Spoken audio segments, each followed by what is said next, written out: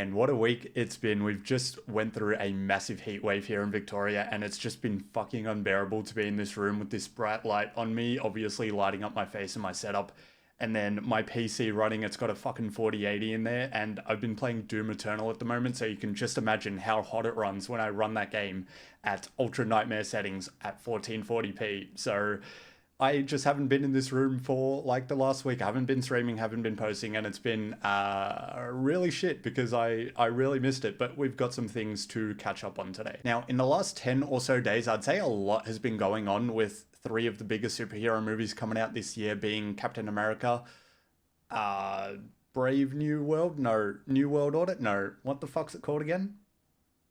Who gives a shit? Captain America coming out this year in February. It's actually coming out next week, maybe, I think. And then we also have Superman, of course, coming out of DC with James Gunn. And after that, actually 2 weeks after that, I believe, they're releasing Fantastic Four First Step. So 3 pretty big superhero movies coming out this year. If you're a keen MCU viewer, you might notice that I did not mention Thunderbolts, which I honestly could not really give a fuck about because the only OG character that anyone cares about in that movie is Bucky Barnes, played by Sebastian Stan, who dates back all the way to Captain America, the First Avenger. All the other characters in that movie, I don't think they've really solidified their place in the MCU, and they haven't really done much for me to really give a shit about. So anyway, enough rambling about Thunderbolts. A new Superman clip has come out. Of course, they're pushing marketing for the movie. It's coming out pretty soon. And the new clip for the movie showcases a bit of David Corenswet flying as Superman. And a lot of people are not very happy about how it looks because everyone says it looks really fucking goofy. And I'll be honest, I'll have to agree with that. I do think it looks really fucking goofy, but I think it's a massive overreaction to judge the entire movie based on an 8-second clip that you've seen of Superman flying. Even though it looks a little bit poor and a little bit goofy, I don't think it's fair to judge the entire movie and say it's going to be bad because of it. And I'll even go a step further and give you an example of another movie which is massively highly regarded, extremely successful, and the best Batman movie ever made, which is The Batman by Matt Reeves. And there's a scene in this movie. Now, before we get to that scene, this movie's a 10 out of 10. It is the best Batman movie ever made. I don't care. It stands above all the rest, including The Dark Knight and the rest of the Nolan trilogy. This Batman universe and this Batman is 100% above all else. Now, there is a really weird scene in the movie that when I watched in cinemas, it really stood out to me like a sore thumb. And it might be the movie's only flaw, I'll be honest. And it's the scene where Batman is about to jump off the GCPD building and he's just run away from all the police that's been chasing after him. And once he jumps off, the flying in that scene just looks absolutely fucking ridiculous. It's like the worst Steadicam footage I've ever seen in my life, where the camera is just tracked straight onto his head and everything else around him is of course moving except his head. And it just looks like he's on this fucking zip line with this green screen background behind him and everything else is moving. But then every time they cut back to his head, it just looks fucking ridiculous. And I just wanted to point that out because it's an example of a 10 out of 10 masterpiece of a movie with a really goofy flying scene. And then, of course, you've got a lot of people comparing it to Henry Cavill and the Zack Snyder trilogy and all the flying scenes that you would have seen Superman do in those movies. And once again, as a massive fan of the Zack Snyder trilogy, I want the James Gunn Superman and the DCU going forward to be nothing like this. I love this trilogy and I love everything that Zack Snyder had to do with the DCU back in the day, but I think the best way forward for DC is to just adapt to the times and do something different because we have already an awesome trilogy from Zack Snyder, obviously very tonally in sync with it being a darker tone and everything, and it looks great. But I want things going forward to be different because I think the DCU needs to change and I think it needs to take a different approach. Otherwise, people are just going to be bored with seeing the same thing. Oh boy. All right, moving on. Now we're going to discuss what Anthony Mackie had to say about the next Captain America movie at an interview. So here it is.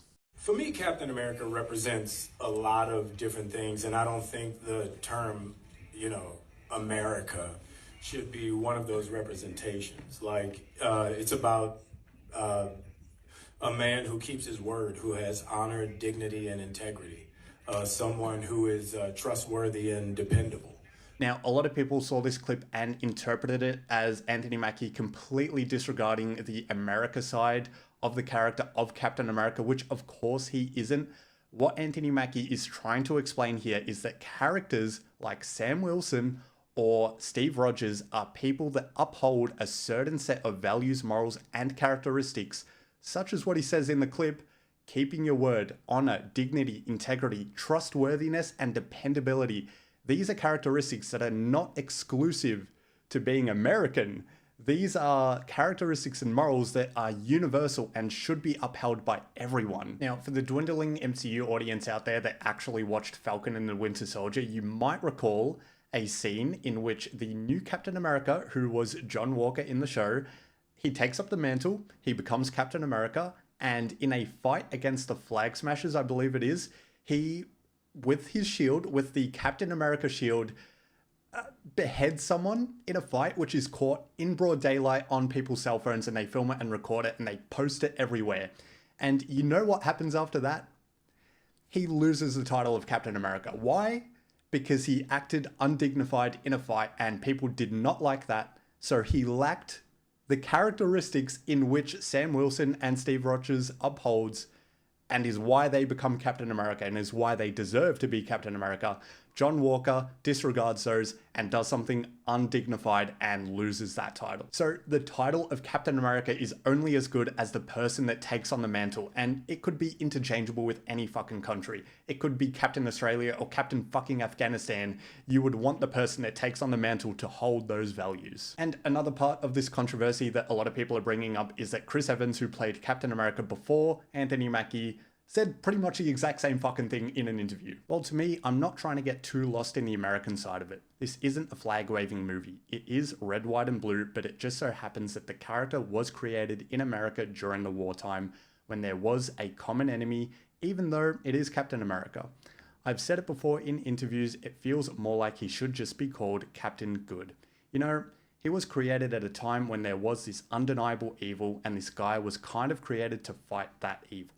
I think that everyone could agree that Nazis were bad, and he, Cap, just so happens to wear red, white, and blue. So I'm just really glad that the people that have played Captain America understand what it means to be Captain America, and for everyone else that thinks what Anthony Mackie said was bad, Jesus Christ, it's just so dumb. All right, final story. We're moving on now. That got a little bit heated, but the Fantastic Four trailer came out today, and it looks pretty damn good. I really like the fact that this movie is set in the 60s. One of the reasons for that is because it's just entirely different to the way we live today and how movies that are set in present day look. It just looks entirely different. It looks like it is an escapist movie and you can delve into it and feel like you're in a different world or a different setting. Two of the things that really help with that is, for one, the kitchen where Ben Grimm and Herbie are cooking in. It looks like what people in the 60s thought the future would look like, and I really like that aesthetic. And the other one is the blue car that's driving down the street. I don't know if it's the Fantastic car or whatever, but it just looks really fucking cool. In terms of other visuals in the movie, I really like the look of Ebon Moss as the Thing, and I think they're going for more of a CGI approach this time around, which in the early 2000s Fantastic Four movie, they went for more of the practical effects approach. I think it looks good here. It doesn't stand out too much as being CGI, which can sometimes look tacky, but here it doesn't. Now, I don't think we got a look at Mr. Fantastic's powers with his fucking stretchy arms and shit, but we did get a look at Johnny and Sue Storm's powers, and I think Sue Storm's looks really good with the whole force field and the invisibility stuff. You get kind of that rainbow lens flare effect on her force field, which I think looks cool. And then with Johnny Storm, honestly, it's just fucking fire. Like it looks good for what fire should look like, so happy with that. Probably the big thing for the trailer though is that they're doing Galactus again, and it looks like they're doing Galactus right. They're gonna do an actual embodiment of Galactus rather than the fucking cloud storm that we got in Rise of the Silver Surfer, which I'm really happy about. So yeah, I was really glad to see Galactus's big head make a shadow over the city, almost like Nosferatu's hand going over the town in Robert Eggers' movie. Now, a perfect ending for the movie to me would be if they took some inspiration from the Lego Marvel Superheroes game and created a big Lego fucking Earth and threw it into his mouth, and then Hulk and Thor come out of the Lego Earth, and then fucking scream Hulk Thor smash and whack him in the head. That'd be absolute cinema. And from what I gather, the reception for this trailer is mostly really good. The only negative thing I've really seen is one of the comments was like, I swear to God, I'm all Pedro Pascal'd out. Like, I don't want to see him in movies anymore. Which, to be fair, he is in fucking everything. Like, he's in The Last of Us this year. He was also in Gladiator 2 last year.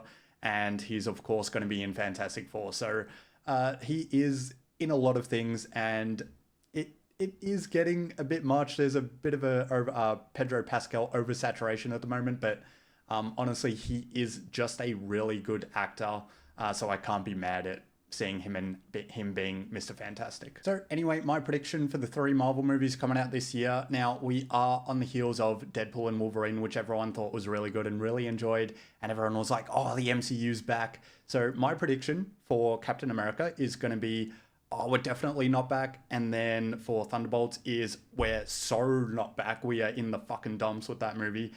And then I think Fantastic Four will shoot back up and everyone will be like, oh, the MCU's back. So I feel like that's just how Marvel movies go this day. It's like a fucking up and down graph, and it's really fucking annoying and super tiresome. But yeah, anyway, I couldn't care less for the MCU these days, but I am really looking forward to Fantastic Four. The whole connected universe thing, it just doesn't work anymore. It feels like they've lost the plot with it, but the Fantastic Four trailer really sold me, so I am looking forward to that.